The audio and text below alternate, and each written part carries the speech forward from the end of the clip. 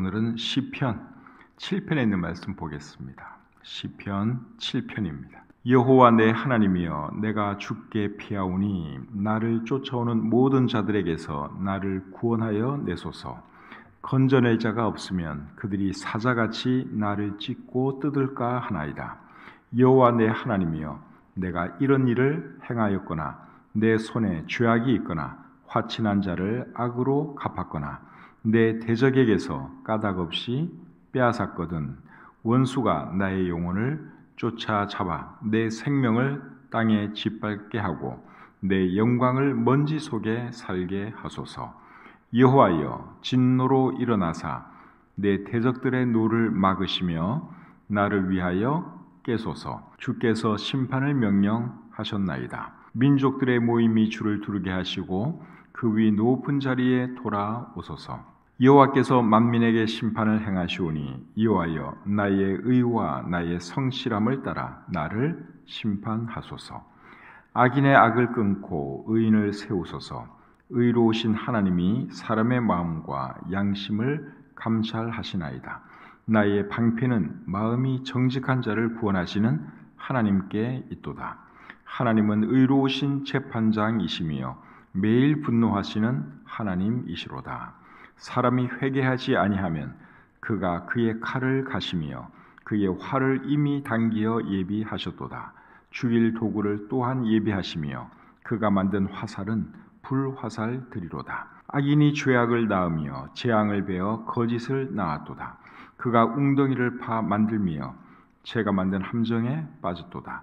그의 재앙은 자기 머리로 돌아가고 그의 포악은 자기 정수리에 내리리로다. 내가 여호와께 그의 의를 따라 감사하며 지존하신 여호와의 이름을 찬양하리로다. 아멘. 오늘은 시편 7편 말씀을 본문으로 해서 주께 피하오니 나를 구원하소서, 이런 제목으로 하나님 말씀 전하기를 원합니다. 시편 7편은 다윗이 하나님께 드린 노래입니다. 시편 7편을 소개하는 글을 보면 다윗의 시가윤, 베냐민인 구시의 말에 따라 여호와께 드린 노래, 그렇게 기록되어 있죠. 시가윤이라고 하는 것은 문학 용어 아니면 음악 용어인데 그 정확한 의미는 알 수가 없습니다. 그리고 베냐민인 구시, 베냐민 사람 구시, 이런 표현이 나오는데 이 사람은 사울이 다윗을 죽이려고 했을 때 사울 옆에서 모함했던 사람이라고 생각됩니다. 이 사람에 대해서 정확한 건 우리가 알 수 없어요. 근데 그렇게 학자들이 추정하고 있습니다. 세번역 성경은 시편 7편을 소개하는 글을 이렇게 기록하고 있습니다. 다윗의 시가윤, 베냐민 사람 구시가 한 말을 듣고 다윗이 주님 앞에서 부른 애가, 그러니까 이 베냐민 사람 구시가 이제 다윗에 대해서 어떤 말을 한 것이죠. 그 말을 듣고 다윗이 슬퍼서 지은 노래가 이제 오늘 이 시편 7편 말씀이다 하는 것이죠. 구시가 어떤 말을 했겠어요? 다윗에 대해서 안 좋은 말을 했겠죠. 모함하는 말을 하고 그를 죽이자는 이런 말을 했을 것입니다. 이제 그런 상황에서 이제 이 글을 기록했는데, 그렇게 힘든 상황에서 다윗이 바라본 분은 결국 누구였어요? 하나님이었습니다. 다윗이 하나님께 어떤 말을 했는지 이제 오늘 이 본문의 내용을 살펴보겠습니다. 1절, 2절 제가 다시 읽겠습니다. 여호와 내 하나님이여, 내가 주께 피하오니 나를 쫓아오는 모든 자들에게서 나를 구원하여 내소서. 건져낼 자가 없으면 그들이 사자같이 나를 찢고 뜯을까 하나이다. 다윗이 하나님께 도움을 청하는 말을 하고 있죠. 하나님께서 나를 도와주시지 않으면 그들이 사자같이 나를 찢고 뜯을 것입니다. 그런 말을 하고 있습니다. 살다 보면 우리도 위급한 상황을 만날 때가 있죠. 그럴 때 우리가 제일 먼저 할 일은 하나님께 도움을 청하는 일입니다. 하나님께 기도하는 것이죠. 다니엘과 다니엘의 세 친구가 죽을 위기에 처했을 때 그들이 한 것이 뭐였습니까? 하나님께 기도하는 것이었죠. 다니엘서 2장 13절에 보시면 이렇게 기록되어 있습니다. 왕의 명령이 내림에 지혜자들은 죽게 되었고 다니엘과 그의 친구들도 죽이려고 찾았더라. 그 다음에 17절, 18절. 이에 다니엘이 자기 집으로 돌아가서 그 친구 하나냐와 미사엘과 아사랴에게 그 일을 알리고 하늘에 계신 하나님이 이 은밀한 일에 대하여 불쌍히 여기사 다니엘과 친구들이 바벨론의 다른 지혜자들과 함께 죽임을 당하지 않게 하시기를 그들로 하여금 구하게 하니라. 다니엘이 죽을 위기에 처했어요. 다니엘의 세 친구들과 함께 이제 죽을 위기에 처했어요. 그때 그들이 한 것은 하나님께 기도하는 일이었습니다. 그렇게 했을 때 나중에 하나님께서 결국 그들을 살려주시죠. 초대교회의 사도들과 성도들도 위기를 만났을 때 뭘 했습니까? 그들도 마찬가지예요. 하나님께 기도했지요. 사도행전 4장 23절 24절에 이렇게 기록되어 있습니다. 사도들이 노임에 그 동료에게 가서 제사장들과 장로들의 말을 다 알리니 그들이 듣고 한 마음으로 하나님께 소리를 높여 이르되, 그들도 참 위급한 일을 만났을 때 하나님께 기도했다. 우리 성경이 그렇게 기록을 하고 있죠. 3절부터 5절 계속 보겠습니다.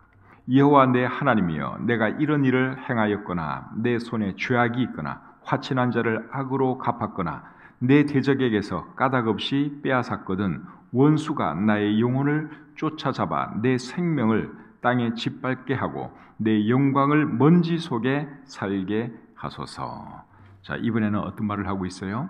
다윗이 자신의 결백하다는 것을 하나님께 말하고 있습니다. 나에게 잘못이 있으면 하나님 나를 이렇게 하십시오. 그렇게 말을 하는데 뭐라고 말했는가 하면 5절을 다시 한번 제가 읽겠습니다. 원수가 나의 영혼을 쫓아잡아 내 생명을 땅에 짓밟게 하고 내 영광을 먼지 속에 살게 하소서. 나에게 만약 잘못한 일이 있다면 하나님 나를 이렇게 하셔도 좋습니다. 그 말이죠. 다윗이 이렇게 당당하게 기도할 수 있었던 이유가 뭐겠습니까? 다윗이 하나님 앞에서 바르게 살았거든요. 잘못한 일이 없거든요. 그래서 이렇게 당당하게 하나님께 말할 수 있었던 것이죠. 내 영광을 먼지 속에 살게 하소서, 이런 말을 했는데 이 말의 의미는 뭐겠습니까? 내 영광을 먼지 속에 살게 하소서. 이 말의 의미는 나를 죽이셔서 나로 하여금 먼지가 되게 하소서, 그 말이에요. 나에게 정말 잘못한 일이 있다면 하나님 나를 죽이셔도 좋습니다. 그렇게 다윗이 하나님께 말을 했습니다. 우리도 다윗처럼 당당하게 기도할 수 있기 위해서는 어떻게 살아야 되겠습니까? 바르게 살아야죠. 바르게 살지도 않으면서 기도한다고 하나님께서 기도 들어주시겠습니까? 기도하기 앞서 먼저 내가 바르게 살고 있는지 그것도 우리가 돌아봐야 하는 것이죠. 잠언 28장 9절에 보시면 사람이 귀를 돌려 율법을 듣지 아니하면 그의 기도도 가증하니라 하는 말씀이 있어요. 우리가 삶은 엉망인데 기도만 하면 되느냐? 그렇지 않습니다. 바르게 살 때 하나님께서 우리의 기도를 들어주시는 것이죠. 그래서 기도보다 더 중요한 것은 하나님 앞에서 바르게 사는 것이다 하는 거죠. 마태복음 5장 23절과 24절에 이런 말씀이 있습니다. 마태복음 5장 23절 24절입니다. 그러므로 예물을 제단에 드리려다가 거기서 내 형제에게 원망 들을 만한 일이 있는 것이 생각나거든 예물을 제단 앞에 두고 먼저 가서 형제와 화목하고 그 후에 와서 예물을 드리라. 이 말씀에 의하면 예배도 중요하고 기도도 중요하지만 그보다 더 중요한 것이 뭐라는 겁니까? 바르게 사는 것이죠. 그래서 이런 말씀들 우리가 잘 기억하시고 우리도 정말 다윗처럼 당당하게 기도하시도록 하나님 앞에서 바르게 살아갈 수 있기를 원합니다. 6절 7절 계속 보겠습니다. 시편 7편 6절 7절입니다. 여호와여 진노로 일어나사 내 대적들의 노를 막으시며 나를 위하여 깨소서. 주께서 심판을 명령하셨나이다. 민족들의 모임이 주를 두르게 하시고 그 위 높은 자리에 돌아오소서. 6절 7절 말씀은 조금 이해하기가 어렵습니다. 이게 도대체 무슨 말이야? 잘 이해가 안 됩니다. 세번역 성경으로 읽어보면 조금 더 이해하기가 쉽습니다. 주님 진노하며 일어나시고 내 대적들의 기세를 꺾어 주십시오. 하나님 깨어나셔서 판결을 내려 주십시오. 뭇 민족들을 주님 앞으로 모으시고 주님께서는 그 높은 법정으로 돌아오십시오. 어떻게 달라는 거예요? 그들을 심판해 달라 그 말입니다. 나의 대적들, 나를 죽이려는 사람들을 하나님 심판해 주십시오. 그 말을 지금 하고 있죠. 자, 이번에는 8절 보겠습니다. 여호와께서 만민에게 심판을 행하시오니 여호와여 나의 의와 나의 성실함을 따라 나를 심판하소서. 이번에는 나를 심판해 달라 하는 말씀을 다윗이 하고 있죠. 6절과 7절에서는 나의 대적들을 심판해 주소서 그렇게 기도했고 8절에서는 나를 심판하소서 그렇게 기도하고 있습니다. 나의 무엇을 따라 심판해 달라고 말하는가 하면 나의 의와 나의 성실함을 따라 나를 심판해 주십시오. 그렇게 말을 하고 있죠. 이 말은 무슨 말이에요? 나의 의와 나의 성실함을 따라 나를 변호해 주십시오. 그 말이에요. 새번역 성경은 이렇게 번역하고 있습니다. 주님께서는 뭇 백성들을 판단하시는 분이시니 내 의와 내 성실함을 따라 나를 변호해 주십시오. 그래서 8절에 있는 나를 심판하소서 하는 이 말은 사실은 나를 변호해 주십시오. 내가 하나님 앞에서 바르게 살지 않았습니까? 그러니 하나님 나를 변호해 주십시오. 그 말을 하고 있습니다. 바르게 살았기 때문에 다윗이 이런 말도 할 수 있는 것이죠. 이 말씀에 의하면 하나님은 다윗에게 어떤 분이었습니까? 다윗을 변호해 주시는 분이시죠. 우리에게도 우리를 변호해 주시는 분이 계시는데 그분이 예수 그리스도이시죠. 로마서 8장 33절과 34절에 이렇게 기록되어 있습니다. 누가 능히 하나님께서 택하신 자들을 고발하리요? 의롭다 하신 이는 하나님이시니 누가 정죄하리요? 죽으실 뿐 아니라 다시 살아나신 이는 그리스도 예수시니 그는 하나님 우편에 계신 자요 우리를 위하여 간구하시는 자시니라. 예수님께서 우리를 위하여 간구해 주신다. 우리를 변호해 주신다. 그런 말을 하고 있죠. 히브리서 2장 18절은 또 이렇게 말씀하고 있습니다. 그가 시험을 받아 고난을 당하셨은즉 시험 받는 자들을 능히 도우실 수 있느니라. 시험 받는 자들을 우리 예수님께서 능히 도우실 수 있다. 그렇게 말씀을 하고 있죠. 그래서 예수님은 우리를 변호해 주시는 분이세요. 예수님께서 우리를 변호해 주시는 이유가 뭡니까? 우리가 바르게 살았기 때문은 아니고 예수님께서 우리의 죄값을 이미 다 지불해 주셨기 때문에 그렇습니다. 이것이 하나님의 은혜이죠. 다윗이 살았던 시대하고 우리가 사는 시대는 이게 다른 시대죠. 다윗은 구약 시대 사람이에요. 우리는 신약 시대 사람이에요. 다윗은 그 시대에 맞게끔 최선을 다해서 하나님을 섬겼고 바르게 살았고 오늘날 우리는 하나님의 은혜로 구원받았기 때문에 예수님께서 우리의 변호사가 되어 주시는 것이죠. 9절부터 11절 또 보겠습니다. 9절부터 11절까지입니다. 악인의 악을 끊고 의인을 세우소서. 의로우신 하나님이 사람의 마음과 양심을 감찰하시나이다. 나의 방패는 마음이 정직한 자를 구원하시는 하나님께 있도다. 하나님은 의로우신 재판장이시며 매일 분노하시는 하나님이시로다. 다윗은 하나님을 어떤 분으로 이해했는가 하면 세 가지로 이해를 했습니다. 첫째는 사람의 마음과 양심을 감찰하시는 분으로 이해했죠. 그것이 9절 말씀의 내용이고, 두 번째는 마음이 정직한 자를 구원하시는 분으로 이해했습니다. 그게 10절에 있는 말씀의 내용이고, 그 다음에 세 번째는 죄에 대해서는 매일 분노하시는 분으로 이해했습니다. 11절 내용이 그거죠. 그래서 다윗은 하나님을 어떻게 이해했느냐? 첫째는 사람의 마음과 양심을 감찰하시는 분이고, 두 번째는 마음이 정직한 자를 구원하시는 분이시고, 세 번째는 죄에 대해서는 매일 분노하시는 분이다. 다윗은 하나님을 그렇게 이해했습니다. 9절부터 11절까지의 내용이 그겁니다. 근데 우리 하나님은 오늘날에도 이런 분이시죠. 그렇기 때문에 우리는 어떻게 살아야 되는 거예요? 바르게 살아야 하는 것이죠. 정직하게 살아야 하고 죄를 멀리하면서 살아야 하는 것입니다. 12절 13절 계속 보겠습니다. 12절 13절 사람이 회개하지 아니하면 그가 그의 칼을 가시며 그의 활을 이미 당기어 예비하셨도다. 죽일 도구를 또한 예비하시며 그가 만든 화살은 불화살들이로다. 죄를 짓고도 회개하지 않으면 하나님께서 어떻게 하신다는 거예요? 활이나 칼로 죽이신다. 그 말을 하고 있죠. 여기서 칼이나 활은 상징적인 표현이죠. 하나님의 심판을 의미하는 표현입니다. 하나님께서 죄 지은 사람들을 심판하시는 이유가 뭐겠어요? 하나님은 공의의 하나님이기 때문에 그렇습니다. 죄를 보고 묵과할 수 없는 분이기 때문에 그렇습니다. 그렇기 때문에 죄를 지으면 바로 회개해야 하는 것이죠. 회개하면 우리 하나님은 또한 사랑의 하나님이기 때문에 불쌍히 여겨주시고 죄를 용서해 주십니다. 잠언 28장 13절에 이런 말씀이 있습니다. 자기의 죄를 숨기는 자는 형통하지 못하나 죄를 자복하고 버리는 자는 불쌍히 여김을 받으리라. 사람이기 때문에 죄를 지을 수 있어요. 그래도 죄를 자복하고 회개하면 우리 하나님이 불쌍히 여겨주신다고 말씀하고 있습니다. 다윗도 훗날 간음죄와 살인죄라는 큰 죄를 저지르지요. 그때 다윗이 하나님께 회개합니다. 회개했을 때 하나님께서 불쌍히 여겨주셨고 또 용서해 주셨죠. 시편 32편 5절에서 다윗이 이런 말을 하고 있습니다.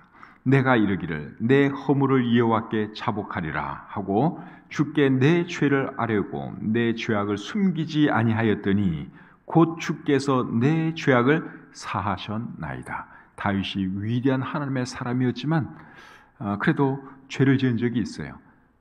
그리고 하나님께 회개했을 때 하나님께서 그의 죄를 용서해 주셨다고 다윗이 고백하고 있습니다. 우리도 죄를 지으면 다윗처럼 바로바로 회개할 줄 알아야 하는 것이죠. 회개하면 하나님께서 용서해 주십니다.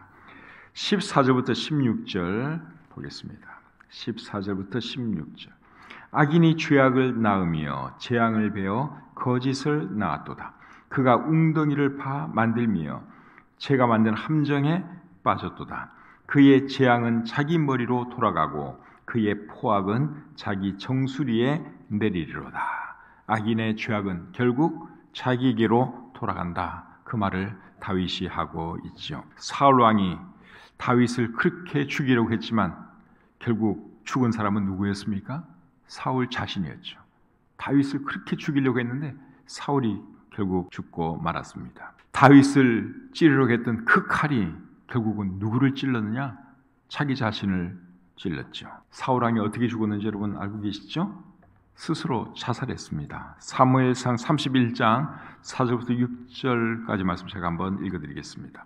그가 무기를 든 자에게 이르되 내 칼을 빼어 그것으로 나를 찌르라. 할례 받지 않은 자들이 와서 나를 찌르고 모욕할까 두려워하노라 하나 무기를 든 자가 심히 두려워하여 감히 행하지 아니하는지라. 이에 사울이 자기의 칼을 뽑아서 그 위에 엎드러짐에 무기를 든 자가 사울이 죽음을 보고 자기도 자기 칼 위에 엎드러져 그와 함께 죽으니라. 사울과 그의 세 아들과 무기를 든 자와 그의 모든 사람이 다 그날에 함께 죽었더라. 사울이 다윗을 죽이려고 했는데 다윗을 죽이려 했던 그 칼이 결국은 누구를 찔렀어요? 자기 자신을 찔렀어요. 그래서 사람이 죄를 지으면 그 죄가 결국은 누구에게로 돌아가느냐? 자기에게로 돌아간다는 거예요. 다른 사람을 해치려고 하면 그것은 결국 자기에게로 돌아가게 된다 하는 것이죠. 우리 하나님은 살아계시고 공의로 심판하시는 분이기 때문에 죄에 대해서는 반드시 심판을 하시죠. 다니엘을 미워한 사람들이 다니엘을 사자굴에 던져지게 했지만 결국 사자밥이 된 사람들은 누구였습니까? 다니엘을 사자굴에 던져지게 만든 그 사람들이 사자밥이 되고 말았죠. 하만이 모르드게를 죽이려고 높은 장대를 매달았는데 그 장대에 달려 죽은 사람은 결국 누구였습니까? 자기 자신이었어요. 그래서 우리가 악을 꾸미거나 악을 행하는 사람이 되어서 안 된다 하는 것이죠. 잠언 26장 27절에 이렇게 말합니다. 함정을 파는 자는 그것에 빠질 것이요 돌을 굴리는 자는 도리어 그것에 치이리라. 그래서 우리가 절대로 여러분 악을 꾸미거나 악을 행하는 그런 사람이 되면 안 됩니다. 그렇게 하는 사람은 반드시 오히려 자기가 그 악에 붙잡히게 된다 하는 것을 알아야 하는 것이죠. 17절 말씀 보겠습니다. 마지막 구절입니다. 내가 여호와께 그의 의를 따라 감사하며 지존하신 여호와의 이름을 찬양하리로다. 이 말씀은 다윗의 각오예요. 다윗의 각오가 뭔가 하면 하나님께 감사하고 하나님을 찬양하겠다 하는 것이 그의 각오였습니다. 영어 성경으로 보면 I will 이런 표현이 두 번씩이나 나와요. I will은 뭐뭐 하겠다, 뭐뭐 할 것이다 그 말이잖아요. 이게 굉장히 강한 다윗의 각오입니다. 자기를 모함하고 죽이려는 사람들이 있는 상황 속에서도 다윗은 하나님께 감사하고 하나님을 찬양하는 삶을 살기 원했습니다. 이런 것이 다윗의 위대한 점이에요. 우리는 어려움이 있고 그러면은 시험에 들고 낙심하고 보통 그러잖아요. 근데 다윗은 그렇지 않아요. 다윗은 자기를 죽이려는 사람들이 있음에도 불구하고 여전히 나는 하나님을 찬양하겠습니다. 나는 하나님께 감사하겠습니다. 그런 자세로 살았어요. 이런 자세로 살면 하나님께서 기도를 해도 더 잘 들어주시지 않겠습니까? 다윗이 그러한 사람이었어요. 그래서 고통 중에 있을 때라도 우리가 해야 할 일이 뭔가 하면 하나님을 찬양하고 하나님께 감사하는 거예요.